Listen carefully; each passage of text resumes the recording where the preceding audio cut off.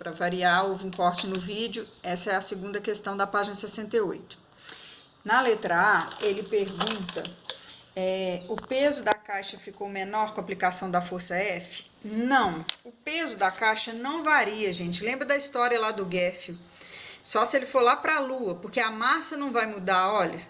Então, massa 5, gravidade 10, o peso da caixa é 50 newtons, não vai variar se alguém pisar em cima dela ou se alguém puxar ela para cima, é o peso da caixa, não varia. Aí, na mesma letra A, ele pergunta, e a compressão que a caixa exerce sobre a mesa? Essa compressão é a pressão que a caixa exerce sobre a mesa. Se eu apoiar minha mão e empurrar essa caixa, a pressão aumenta. Se eu puxar essa caixa para cima, a pressão diminui. É o que a gente brinca, vou fazer um levinho. No caso, essa força aí de 15 newtons, essa força de 15 newtons está fazendo uma força para cima, tirando um pouco desse apoio aqui na base, então a pressão é menor. Então, na letra A, vocês vão fazer assim. A compressão ficou menor. Aí, na letra B, ele pergunta, determine a reação da mesa sobre a caixa. Então, a gente vai fazer assim, olha. Essa caixa está em repouso. Eu tenho duas forças para cima, a força da mão da pessoa e a normal. Normal, lembrando que é a reação do chão, que no caso é essa pressão que ela exerce sobre o chão reage, chama normal. E o peso para o centro da Terra, no nosso referencial a gente fala para baixo. Essas forças têm que ser iguais, elas estão se anulando, está em repouso. Então, a força mais a normal tem que ser igual ao peso, tem que ser. Então, 15 newtons da força da mão, mais a normal, que eu ainda não sei o valor, tem que ser 50 newtons. Aqui está somando, passa para lá subtraindo. Então, a normal está dando 35 newtons. Agora, a gente vai falar sobre essa terceira questão. A figura a seguir ilustra golpes aplicados por um lutador de karatê em uma tábua. Usando argumentos fixos, explique o golpe mostrado na primeira luta é mais eficiente que o da segunda luta. Gente, o da primeira, ele vai direto ao ponto, olha. A segunda opção, eu vou ter aquela velha história de novo. Componente no eixo X, componente no eixo Y. Na prática, eu vou enfraquecer esse golpe, porque eu tenho que fazer a decomposição da força. No caso, esse FY aqui não me serve para nada, somente o FX.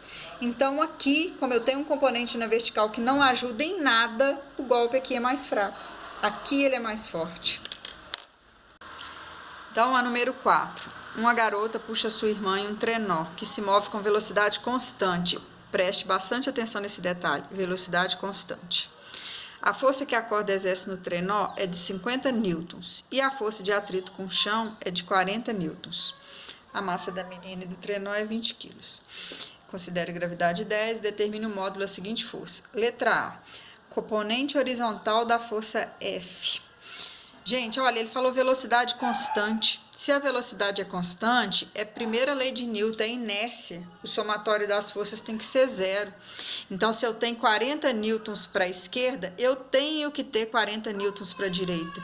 Então, a resposta da letra A seria 40 newtons para a direita. Justamente para cancelar essa força de atrito aqui. Porque o somatório das forças tem que ser igual a zero, porque eu estou falando de inércia. Por que eu estou falando de inércia? Porque eu estou falando de velocidade constante. Então, na letra A, a resposta é 40 newtons para a direita, uma vez que eu tenho o atrito de 40 newtons para a esquerda. Isso é a letra A.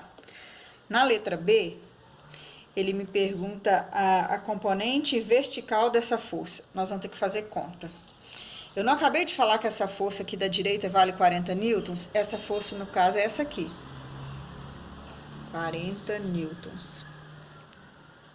Então, eu tenho 40 newtons aqui, eu tenho 50 aqui, que é essa aqui da mãozinha do cara, ó. 50 newtons. Eu tenho 40 aqui e eu tenho que descobrir essa. Como é que eu vou descobrir o valor dessa força? Aquele teorema de Pitágoras. 50 ao quadrado é igual a 40 ao quadrado mais FY ao quadrado. Hipotenusa ao quadrado é igual a soma do quadrado dos catetos. 5 vezes 5, 25. O zero eu dobro. Se tem 1, vira 2. 4 vezes 4, 16. Se tem um zero, viram 2. Esse 1.600 está somando, ele passa para cá subtraindo.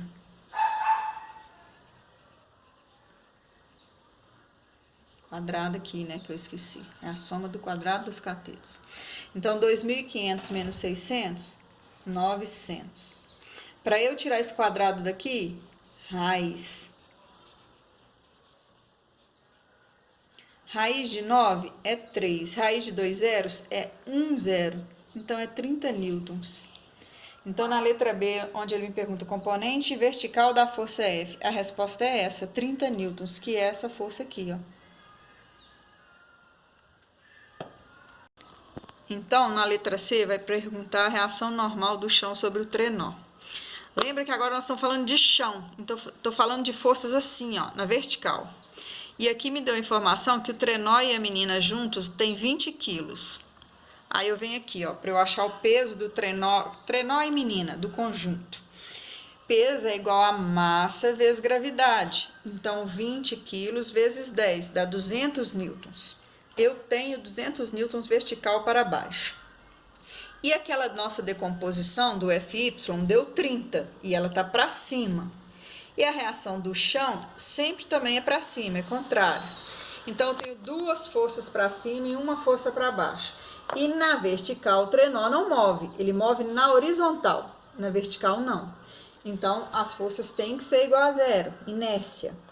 Somatório das forças igual a zero. Isso é a condição de inércia. Então, eu vou pegar o FY mais a normal, tem que ser igual ao peso para poder dar zero. 30 mais N é igual a 200. N é igual a 200 menos 30. N é igual a 170 newtons. Deixa eu consertar esse zero. Então, a normal é de 170 newtons, reação do chão. Aí, na letra D, ele pergunta a compressão do trenó sobre o chão. É essa aqui, a reação do chão é 170, porque o trenó comprime ele em 170 newtons. Então, a letra C e D estão prontas.